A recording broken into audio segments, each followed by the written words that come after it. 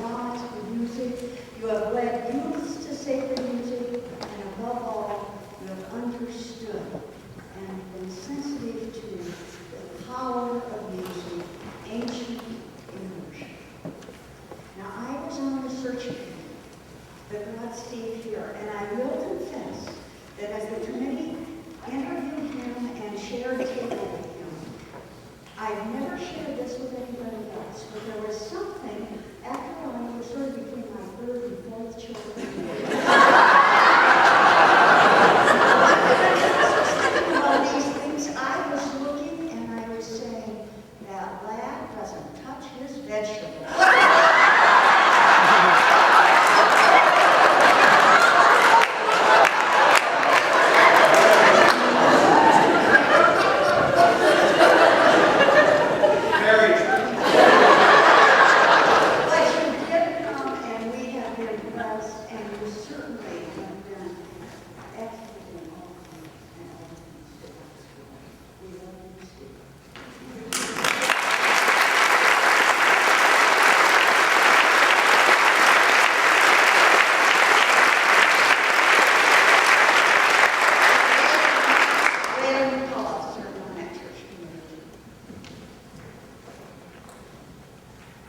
In conducting a nationwide search for Minister of Music, our search committee looked for a candidate with the requisite musical talents, the ability to inspire and motivate, and strong Christian faith.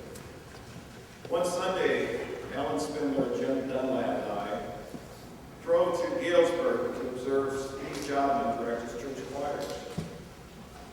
We participated in the worship service and were impressed with the quality of choirs and with Steve's energetic directing style. At the end of the service, after we had finished singing the final hymn, a woman seated ahead of us turned to us and said, "You men should consider singing in our choir." We have a wonderful music program here and a wonderful musical director. I thought, how ironic. I was there to recruit Steve, and we were being recruited. I also felt a little devious in knowing that I was there as part of a process to recruit Steve away from the church where he was loved and respected. I also knew, though, that Steve Jobman was the right person for First Presbyterian Church. I wanted to share a few attributes I think of when I think of Steve.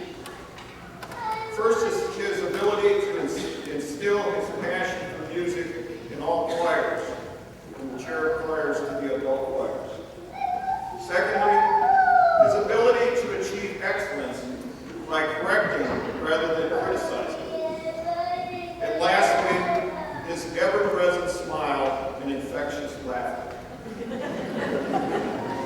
As Sue said, we are blessed to have Steve Jobman as our minister of music. The success of the music program here at First Presbyterian Church is well documented. I believe, however, that the work that we've done for the past 9 years is but a foundation for the work we will do under Steve's direction for many years to come. Thank you.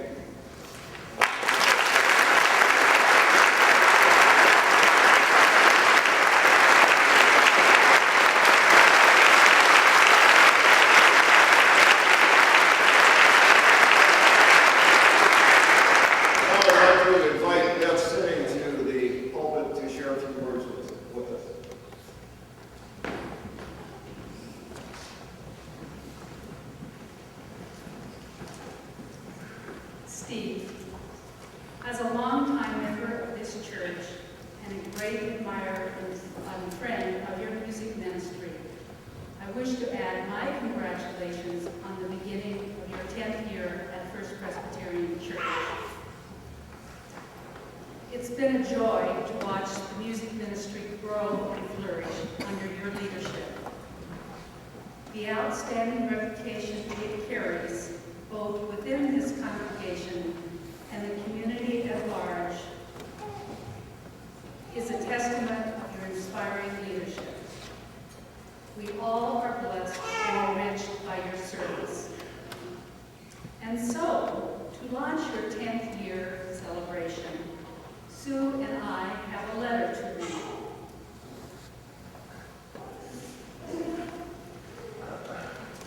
This letter is dated today, September 19, 1999. And oh, by the way, it's addressed to you, Steve. It follows. Dear Mr. Jobman, congratulations at the beginning of your 10th year of service at First Presbyterian Church. In appreciation for your outstanding service, many of your friends desire to present you with a special gift to begin this year of celebration. And the writer of the letter continues, I am therefore pleased to accept a commission from them to write a 5 or 6 minute work based on one of your favorite hymns. I anticipate the completion of this piece in the spring of 2000 with a premiere scheduled at your convenience.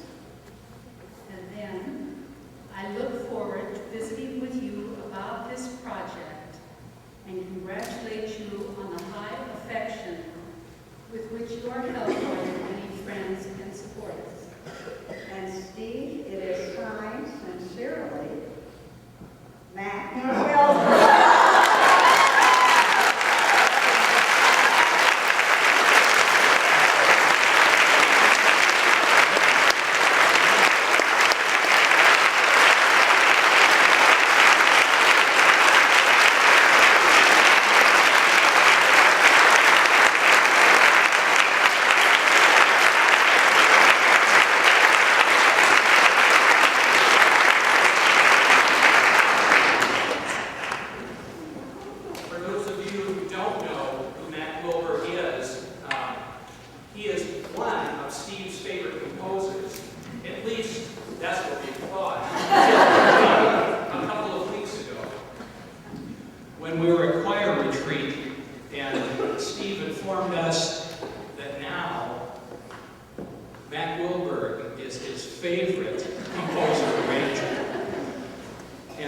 like to present you with a letter.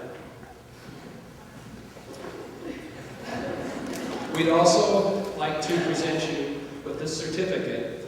This was composed by the genius of Jim Middleton in our choir. He created this wonderful certificate. And the certificate reads, Stephen R. Jobman, Minister of Music, First Presbyterian Church celebrates your first 10 years.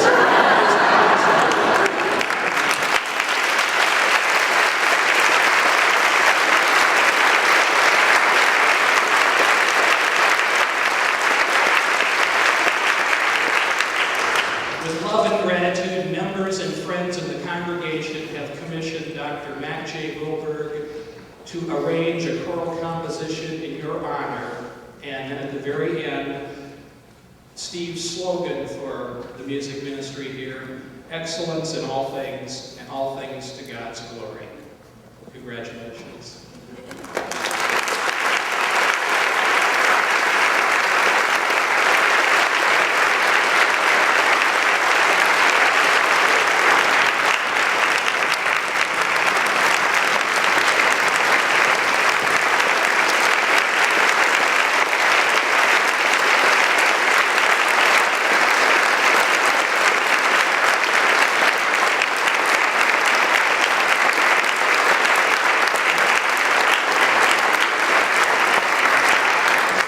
Thank you very much. I'm obviously not prepared to give a speech.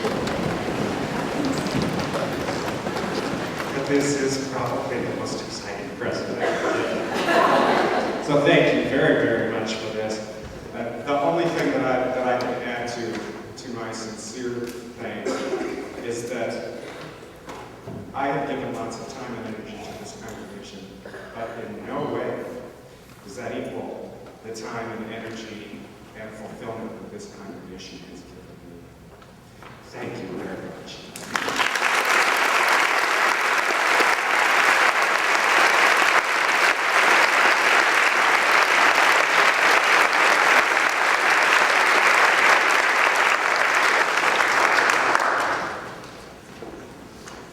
We don't know now whether to test Steve's ability to recover quickly. Oh, I've had to do it many times. The congregation will have the opportunity to share in this whole celebration, because as you glean from what was said, Mr. Wilberg, Dr. Wilberg, will compose this anthem over the winter months. Send it to Steve for the choir to rehearse, and then it will be premiered here sometime in the springtime. And it's our intention and Dr. Wilberg's intention to be here for that occasion. At that time also, we'll have a grand celebration, and we'll invite the whole congregation to participate, both through your presence at some kind of a gathering, as well as through your gifts. So this is a congregational-wide recognition of the significance of the music ministry of this church and of this man in providing that leadership for us over 10 years, and some of the tumultuous years of this church's ministry. Now, go out into the world in peace, to love and to serve the Lord. Remember, it's by the graciousness of God that we have been created. It's by the love of God that we have been redeemed in Jesus Christ. It is by the strength of God's Spirit that we go forth to serve. God goes with you, to challenge you, to guide you, to direct you, to uphold you with His strong arms. In the strength of that promise, go out now to celebrate God's goodness and to serve God's people. Thank you.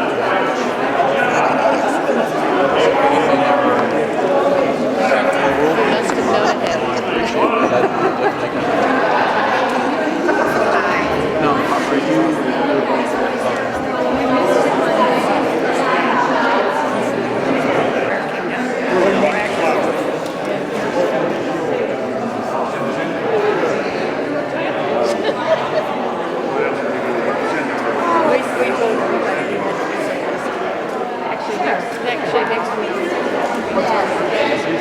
It's kind of nice to have Yes, I did. Thank you.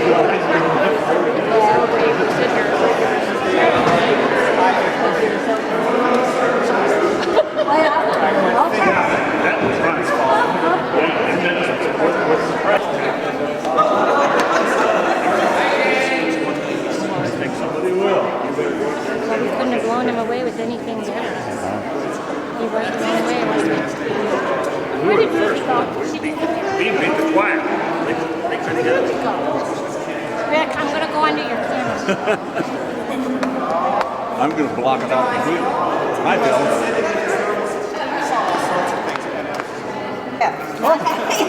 Yeah, I'll be right over, but that does it. Oh, shot. Yeah. We're trying to figure out if see, Dick up there gave me a kickback. I have no idea. No.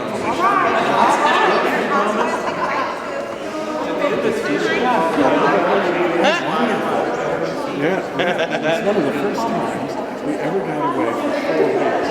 I've always just couldn't sleep this morning, huh? That's right.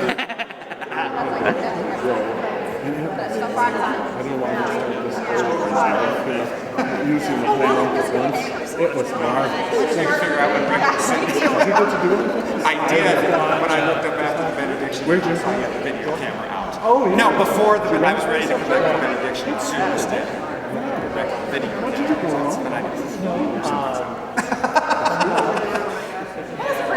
Hi.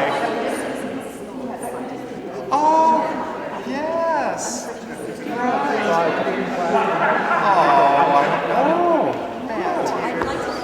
Great. Yeah. I've been there once. It was in the winter, but it's a beautiful place. I'd love to go. Oh,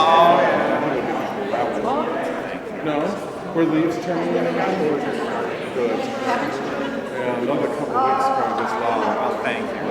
Oh, good for you, Phil. Yeah, thanks. See you later. Oh, that's my pleasure.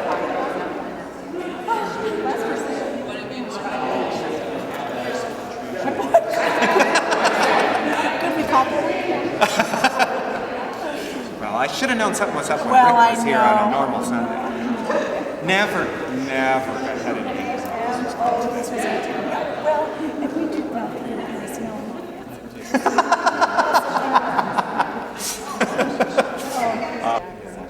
Excuse me.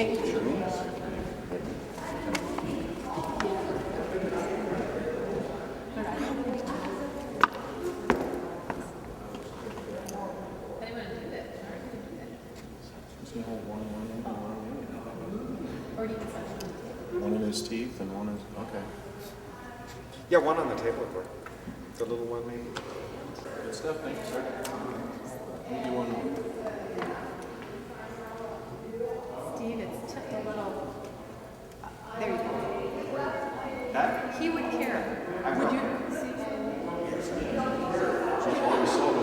No, he can tip it forward, but it's crooked. Oh, it's tilted, not level. He can tip it for the shade. Tilt it just a smidge more. Perfect. Now you're good grins. Thank you, sir. Oh, isn't that gorgeous? That Maddie met. Oh, Jim, they said Jim Middleton did it. Rust is really a nice animal.